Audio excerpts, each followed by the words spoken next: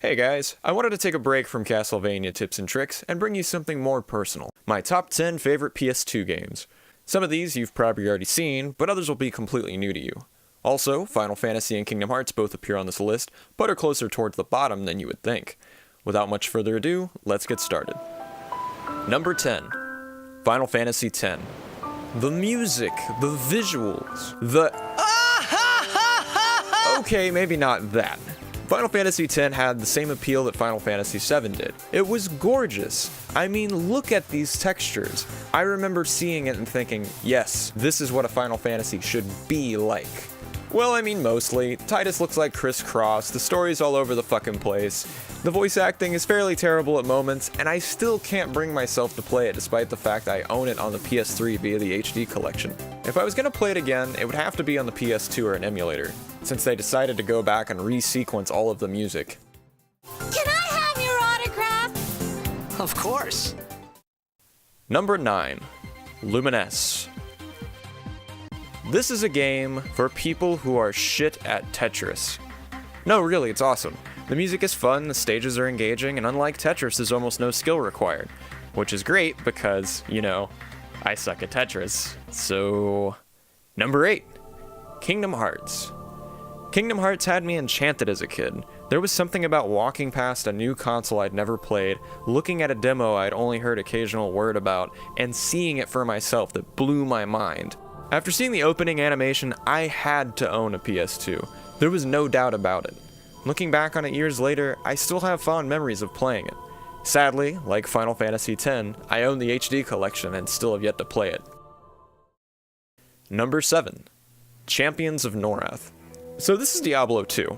It's a 4-person dungeon crawler where you navigate dungeon to dungeon, hacking away at enemies and collecting troves of gear.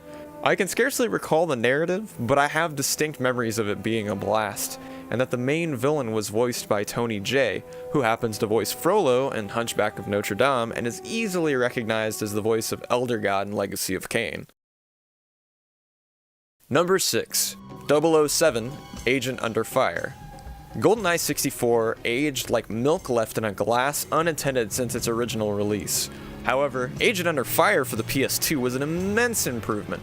Multiplayer modes had more configuration controls, stages were more varied and included traps, all sorts of choices.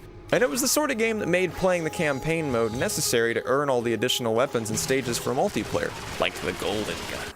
And it was the sort of game where I was a complete ham because I would cling to the ceilings and do this shit. Headshot! Number 5. Armored Core 2. Armored Core was a true mech simulator, and not the type of simulator to be confused with Surgeon Simulator. Mix and match parts, compare stats, fly robots, and blow things up. This is the type of game you play incessantly while looking up part configurations for badass builds.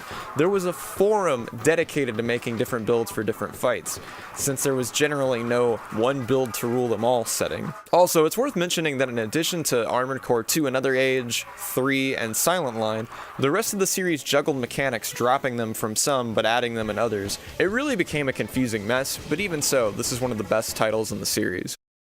Number 4. Time Splitters Future Perfect. Mr. Giggles, want to see my pocket? Mr. Giggles, want to see my pocket? So yeah, if you can't tell, this is Time Splitters. It's a first-person shooter that's absolutely nutters. The multiplayer is literally so ludicrously fun, I've never played the single-player campaign. Yeah, had the game for years, never touched it. Number 3. Way of the Samurai.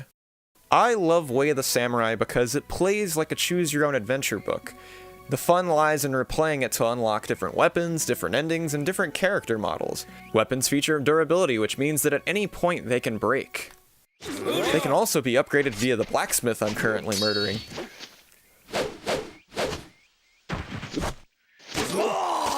Well, yeah, don't go fighting blacksmiths. A single playthrough can last anything from an hour to 3 or 4 at max, and that's from title screen to credits. Like I've said, you can beat this game, replay it again and again, and choose whatever path makes sense to you. Number 2. Red Faction 2. Forgettable campaign mode, but man was the multiplayer good. It's like a well-oiled machine.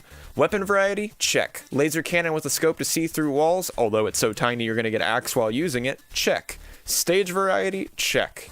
And while I was recording, I found this Easter egg I didn't recall. Chances are, if you're reading this, it sucks to be you. Number 1. Micro Machines, version 4.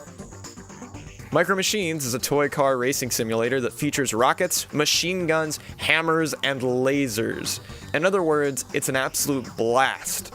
Seriously, if anyone should have a top 10 multiplayer games for the PS2, it would be criminal for this not to be on there. Play against the AI and be bored, or play against your friends and be entertained for hours. Unfortunately, this was the last game in the Micro Machines series, and it would only see a continuation in the form of Toy Box Turbos for the PS3. And those are my top 10 games for the PS2. As you can probably tell, this list didn't include other great games like Legacy of Kain, Soul Reaver 2, Okami, Shadow of the Colossus, or any of the Fatal Frame series. And that's not to say these games aren't good, it's just that I haven't gotten around to playing them.